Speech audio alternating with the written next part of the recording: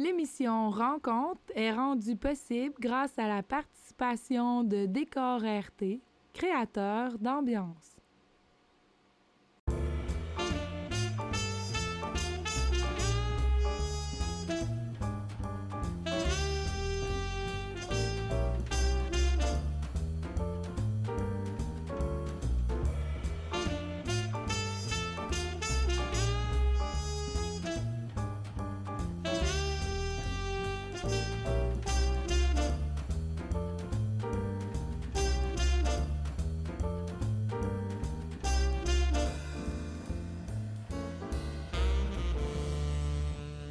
Bonjour et bienvenue à une autre rencontre.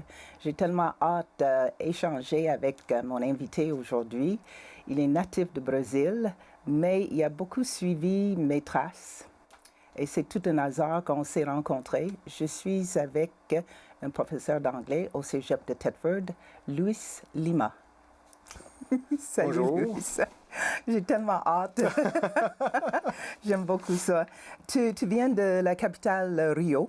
C'est ça. Pour plusieurs, comme pour moi, Rio, quand je pense Rio, je pense samba, carnaval et le Christ rédempteur, le statue. Peux-tu expliquer pour toi, Rio, ça signifie quoi? Mon enfance, ma famille, mes racines. Alors, parle-nous de ta famille, ton enfance, quand tu étais jeune. Oui, je suis né au Brésil, à Rio. J'ai eu une enfance comme n'importe quel enfant. C'était une très belle enfance avec ma famille. Puis je suis une personne de Rio, mais vraiment, c'est la plage, tout ça, ce sont des éléments très importants pour moi. J'avais toujours la plage pas loin de moi, les montagnes. Rio, c'est une ville que tu peux avoir. La plage, parce que l'océan est pas mal partout, des montagnes. C'est la nature. C'est la nature et la ville ensemble. Fait que moi, je trouve ça extraordinaire. Fait que, ça fait partie de moi. C'est pour ça que j'ai dit c'est de mes racines, parce que maintenant, j'ai une autre réalité. Mais Rio, c'est ça. C'est ma famille, c'est mon enfance, mes racines. Tout vient de là. Toi, tu m'avais dit une fois que tu venais d'une grande famille. Mais là, quand on a jasé, tu as dit que c'était tes parents et ton frère. Mais toi, quand tu parles famille, c'est vraiment tout le monde. Oui, et exactement. Tout ça. Ça montre la différence dans les deux cultures. Tout à fait. Parce que toi, c'est ça, les membres de la famille, les grands-parents, les tantes, oncles, ils peuvent arriver à l'improviste. Absolument.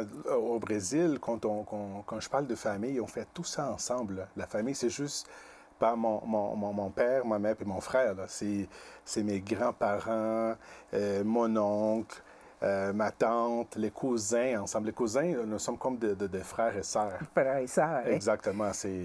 Parce qu'ici, si quelqu'un arrive à l'improviste, c'est comme avec un point d'interrogation. Mais mon Dieu, tu n'as pas téléphoné avant. Exactement. Mais dans la culture, ta culture, c'est pas du tout la même chose. Non, ça c'est quelque chose que pour moi, c'était très différent. Quand j'ai rencontré ma femme, on a décidé, après plusieurs villes, de déménager à Saint-Georges. Puis je me suis dit, OK, à Saint-Georges, avec toute sa famille à elle, puis j'ai fait qu'on va avoir des réunions de famille avec tout le monde ensemble. Puis non, ça se passe pas comme ça. Non. Fait que j'étais comme, bon, je pensais que mes deux enfants allaient voir ses autres cousins chaque fin de semaine, qu'on allait faire beaucoup de réunions familiales, mais non, ça se passe pas comme ça. Fait que pour moi, c'était wow, c'était vraiment différent. Mais oui, c'est ça. Donc, toi, tu as grandi à Rio, tu as fait tes études et tout ça. C'était quoi le plan de match pour toi? Bon, dans le fond, depuis que je suis petit, que j'ai dit à ma mère, à un moment donné, je vais aller ailleurs, à l'extérieur du pays. Fait que là, on n'avait pas une situation financière qui permettait des grands voyages, puis Exactement. tout ça. Non, non, non. Fait que ma mère disait oui, oui, oui, OK, mais tu sais, j'étais juste un enfant, là. Mais là, je suis grandi avec cette mentalité-là. Puis, fait que quand j'ai eu 18, 19 ans, j'avais un ami qui restait à Kansas City. Ouais. Fait que, elle est revenue au Brésil pour visiter sa famille pendant, je sais pas, 30 jours.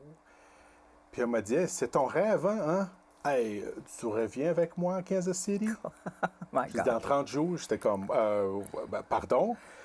Fait que là, j'ai essayé de faire mon passeport, Et de tout. prendre un visa américain. C'était dans 15 jours, j'étais capable de faire tout ça, là. Puis c'était comme ça, là. Mes parents n'avaient pas d'argent. Fait que mon père est allé à la banque pour essayer d'emprunter de l'argent.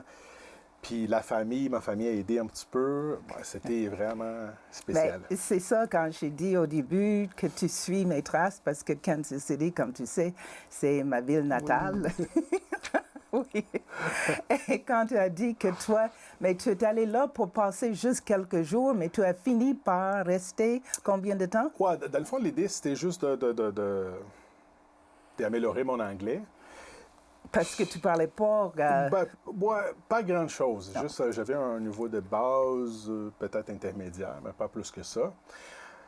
Mais quand je suis arrivé à Kansas City, j'ai dit non, c'est ça. Fait qu'après 6 mois, j'ai décidé de rester 6 mois de plus. Puis après ça, OK, je vais changer mon visa de visiteur. Puis je vais avoir un visa d'étudiant. Fait que je commençais à Penn Valley. Fait que OK, donc tu as commencé des études. Oui. Et est-ce que tu as pu travailler aussi? Oui, je pouvais travailler, mais mettons, c'est comme un travail en argent, là. Oui, en dessous de la table. C'est ça, exactement. Ouais. Un peu. Parce que toi, quand tu parles de Kansas City, tu ne parles pas de Kansas City comme moi je parle. Moi, c'est ma ville natale. Je n'ai absolument rien de négatif à dire. Mais toi, tu parles avec comme enthousiasme. Puis, Oui. c'est quoi de la ville que tu aimais? Dans le fond, Kansas City, c'était comme la réalisation d'un rêve. Fait que moi, tu sais, quand je disais, à un moment donné, je vais vivre à l'extérieur de mon pays, Kansas City, c'était ça. J'avais 19 ans, puis j'ai dit, mon Dieu, j'étais capable de faire ça. Fait que, tu sais, moi, Kansas City, c'est un rêve, là. J'adore Kansas City. Tu sais, on parle de 4 ans de ma vie, mais tu sais, la personne que je suis aujourd'hui, il y a beaucoup de Kansas City en moi. Tu sais, j'ai appris tellement des choses. Tu sais, 19 ans, première fois sans papa, maman, j'étais toute seule, juste avec des amis, mais sans famille. Fait que, tu sais, il fallait que tu prennes tes propres décisions. Ah, oui, c'est ça. Puis des fois, pas les bonnes décisions, mais tu sais, j'ai appris beaucoup avec mes erreurs. Mais je disais que Kansas City va avoir toujours une place dans mon cœur. J'ai dit, si je peux dire qu'aux États-Unis, je viens de Kansas City, c'est ça que j'ai dit. C'est ma ville aux États-Unis, c'est Et les Kansas Chiefs? City. Tu es allé voir les Chiefs? Ben oui, absolument, là, c'est ça. Il fallait. Puis en même temps que tu étais là à cause des circonstances, tu as appris l'espagnol aussi? Oui, c'est ça. J'avais beaucoup d'amis hispanophones, mexicains, puis oui, j'ai eu l'opportunité de pratiquer mon espagnol. Espagnol aussi. Alors là, tu retournes. Peut-être c'était pour une courte période de temps, oui, tes intentions. Oui, tu retournes au Brésil oui. Et tout ça. Mais quand tu veux retourner aux États, c'était juste au moment de... Oui, c'était tout de suite après le 11 septembre. Fait que, tu sais, c'était difficile partout. L'immigration américaine était très sévère, avec raison. Fait que là, j'étais pas capable de retourner. J'étais allé juste pendant 30 jours pour visiter ma famille. Puis c'est ça. Fait que là, j'étais pas capable de retourner à Kansas City. Fait que c'était comme... J'avais 4 ans. Mon histoire à Kansas City n'était pas finie, mais c'est comme ça que c'est passé. C'était coupé. Exactement. Net sec. On dirait, c'est ça que dans le fond, j'avais de la misère à comprendre ça parce que j'avais l'impression que quelqu'un avait coupé mon histoire. Tu sais, je n'ai pas fini. Il faut me donner l'opportunité de finir ça. Mais aujourd'hui, je comprends que... Ah, il y a d'autres choses qui attendaient. Exactement, Si c'était on est nécessaire. flexible, quand il y a une porte qui se ferme, il y a une autre porte qui s'ouvre. Et la porte était quoi? La porte était... Dans le fond, là, c'était... j'étais arrivé au Brésil, j'avais un ami qui m'a dit « Hey, Louis, aujourd'hui, il y a une rencontre du gouvernement du Canada parce qu'ils ont besoin d'immigrants, tout ça. » Puis moi, j'étais tellement américanisé que j'ai dit « Ben non, ben, Canada, États-Unis, tu sais, c'est la même chose. » Même chose. Puis il a dit « Ben, peux-tu juste aller avec moi? » J'ai dit « OK, ben, je suis allé avec elle. » En arrivant à cet hôtel-là, à Copacabana, c'était pas le gouvernement du Canada, mais le gouvernement du Québec. Fait que là, pendant la présentation, je me souviens que l'agent d'immigration il a montré une présentation PowerPoint avec les rochers percés, les châteaux Frontenac. Moi, j'ai dit, c'est quoi ça? Tout est tellement beau. Puis il parlait un petit peu en anglais, un petit peu en français. J'ai dit, mon Dieu, c'est ça. Mais tu ne connaissais pas le français de tout. Du tout, du tout. Mais là, c'est la première fois que j'ai vu, après tout ce qui est arrivé aux États-Unis, quand j'ai vu cette présentation-là, j'ai dit non, c'est ça la porte. Maintenant, je comprends que ça m'est arrivé. Pour une raison. Pour une raison, puis là, je vois la raison là. Juste une parenthèse, quand tu as retourné au Brésil, je pense que tu as enseigné un peu, ou tu as travaillé avec des jeunes. Oui. Une courte période de temps. Oui, c'est ça. Dans le fond, j'étais au Brésil pendant, je ne sais pas, peut-être 2 mois. Mais je n'étais pas capable d'adapter, j'étais triste. Puis là, mon père m'a dit, tu sais, il y a une école de langue, c'est pas loin d'ici. Essaye d'aller étudier l'anglais, tu aimes tellement parler anglais. On va voir ce que ça va donner. Puis je fais ça, puis à un moment, je suis allé faire un test de classement avec cette personne-là, la coordonnatrice, maintenant une très bonne amie. Puis à la fin, elle a dit, j'ai une mauvaise nouvelle, des mauvaises nouvelles, puis des bonnes nouvelles. Qu'est-ce que tu veux savoir en premier? J'ai dit, ben, donne-moi les mauvaises nouvelles. Je suis déjà déjà habitué, déprimé un peu. Oui. Fait que là, elle m'a dit, on n'a pas de groupe à ton niveau. J'ai dit, bon, OK, c'est pas si pire. Et puis, dis-moi la partie positive. Elle dit, veux-tu enseigner ici? Puis j'étais comme enseigner, mais jamais enseigné de ma vie. Je ne sais même pas comment enseigner. Puis elle m'a dit, oui, on a besoin d'un prof pour commencer. Ça, c'était un jeudi. Elle dit, on a besoin d'un prof, on commence un groupe lundi. J'ai dit, je ne sais même pas quoi faire. Puis elle dit, on va faire une exception. Puis on va faire un training avec de profs, avec notre méthodologie en fin de semaine. Juste pour toi, OK? Fait que je suis allé, puis je commençais la première fois que j'étais devant les étudiants en classe, j'étais comme, wow, là, ça, c'est ça. C'est ça. Je me sentais tellement bien, mon Dieu, c'est ça que je veux faire parce que, tu sais, j'étais là avec les étudiants, puis l'énergie, tu sais, on échange d'énergie. J'ai dit, mon Dieu, parce qu'avant, à Penn Valley, j'étudiais la physiothérapie. Ah, OK. Mais, tu sais, je n'étais pas capable, moi, je suis pas capable de voir du sang ou de... Ah, OK. Non, c'était pas ta place. Non, mes cours d'anatomie, c'était pas... C'était pas ça. Non, Donc, tu vois comment ça a changé un négatif pour un positif. Absolument. Et c'est ça qui était la base, la fondation. Donc, tu as quitté le Brésil, mais j'imagine cette fois-ci, tu es venu au Québec. Oui. Pour étudier comme étudiant. Oui, c'est ça. Et tu as pris quoi, des cours pour étudier en... Oui, dans le fond, je savais déjà qu'il y avait un processus d'immigration pour avoir un visa de résidence. Oui. Fait que là, j'ai pris un congé sans solde au Brésil. Puis je suis allé à Montréal pendant 5 mois pour étudier le français parce que je savais que j'avais besoin de faire une entrevue en français. Mon Dieu. Fait que dans 5 mois très intensifs, tu sais, j'ai fait ça, puis je suis retourné au Brésil pour envoyer mes documents. Puis en 5 mois, j'ai essayé de quasiment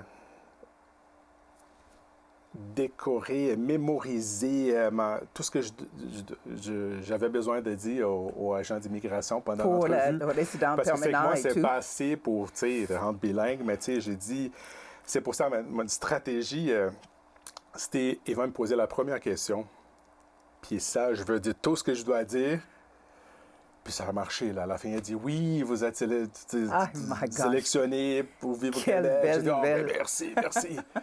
Oui, mais c'était pendant 5 mois, puis après ça, j'ai attendu mon visa d'étudiant, puis je suis revenu comme résident permanent, oui. Et c'était quoi le trajet que tu as fait? Après ça, tu as suivi tes cours? Oui, j'ai fini ma francisation, je suis allé à Sherbrooke, parce que je voulais OK. vraiment apprendre le français, parce qu'à Montréal, c'est quand même trop bilingue. Puis j'ai commencé à étudier mon bac en études anglaises à l'université. Puis c'est ça. Puis là, j'ai rencontré ma femme. Qu'elle aussi, elle suivait, elle était pour devenir professeure, Exactement. enseignante? Moi, oui. c'était ma dernière année à l'université. C'était sa première année à l'université. Fait que là, tu sais, j'ai décidé de prendre mes cours qui n'étaient pas obligatoires à la fin. OK. Puis elle a décidé de prendre tous ses cours dans sa première année. Fait que c'est comme ça que c'est le destin. Oui, C'est le exact. destin, Ça, ouais. c'est le mot. C'est ça. C'est le mot. Alors là, tu termines tes cours, tu as eu ton bac Oui. et tu es allé pour une maîtrise? Oui, ou... je suis allé à Montréal après pour avoir ma maîtrise à McGill OK. en éducation en langue seconde. C'est incroyable. Hein? Ouais. Tu parles de Brésil, tu ne connaissais pas l'anglais, puis là, le bac, puis là, oups, un peu d'espagnol, puis là, oups, là, tu es enseignant Exactement. en anglais, tu as appris le français, Tout à fait. puis tu es engagé un peu partout. Oui, parce que j'ai commencé ma vie de prof de cégep. Je commençais au cégep de Victoriaville pendant une session. Après ça, j'ai commencé au cégep de Saint-Jean-sur-Richelieu, une session. Puis après ça, je commençais au collège militaire pendant 4 ans. Cégep de Saint-Hyacinthe. Et boy. Pendant que j'étais au collège militaire et au cégep de Saint-Hyacinthe, l'Université de Sherbrooke m'a appelé pour être chargé de cours en anglais langue seconde. Puis après ça, tu sais, Thetford Mines, puis c'est ça. Et- Je suis... Et comment est-ce que tu trouves l'expérience à Thetford? Comment est-ce que tu... Dans le fond, j'adore enseigner en région. Je pense que peut-être les étudiants ont moins d'accès à la langue anglaise. Fait que ça, ici, quand on crée un programme, je pense qu'on est plus capable d'aller chercher l'intérêt des étudiants. Si on compare, je ne dis pas qu'à Montréal, c'est pas comme ça, mais à Montréal, c'est quand même très bilingue. Fait que, tu sais, si l'étudiant n'est pas tout à fait motivé, il a une façon Oui, d'aller chercher d'aller ailleurs. chercher l'anglais ailleurs. En région, c'est plus difficile. Fait que je trouve ça extraordinaire. J'adore mon expérience. En tout cas, j'ai parlé avec quelques étudiants, puis tous, ils aiment tes cours, toi comme prof. Oui. C'est très bien. C'est ça, ta femme, elle enseigne aussi. Et je voulais juste faire la parenthèse pour les auditeurs que toi, tu occupes mon ancien bureau. Exactement. Exactement. Donc, c'est ça. C'est ça. Il y avait de quoi, là, les étoiles étaient alignées. On était Exactement, censés oui, vraiment oui. de se Tout à fait. rencontrer, là, Oui. parce que quand j'ai appris ça, que tu m'as dit que tu étais dans tel bureau, je dis, voyons Ouais, donc. c'est ça. C'est incroyable. Mais c'est ça, ta femme aussi, elle enseigne, mais dans une école Vision. Exactement. Puis, école Vision, c'est quoi? C'est pour les langues?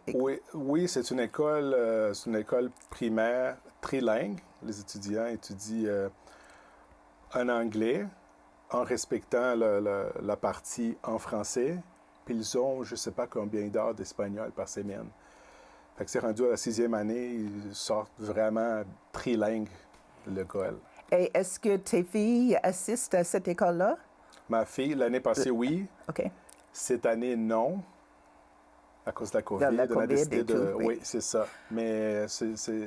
Puis pour tes enfants, l'importance des langues, parce que là, ils ne sont pas en mesure d'aller tous les fins de semaine en Brésil. De Oui. ça, est-ce qu'ils ont une connaissance de portugais? Oui, oui, j'ai ma fille de 7 ans, elle parle portugais. Parce que ça, ma famille, je suis le seul de ma famille au Brésil qui parle anglais ou français. Fait que je voulais pas avoir des enfants qui vont arriver au Brésil puis ne vont pas, vont avoir de la misère à comprendre mes parents. Fait que là, je parle à mes enfants en portugais seulement.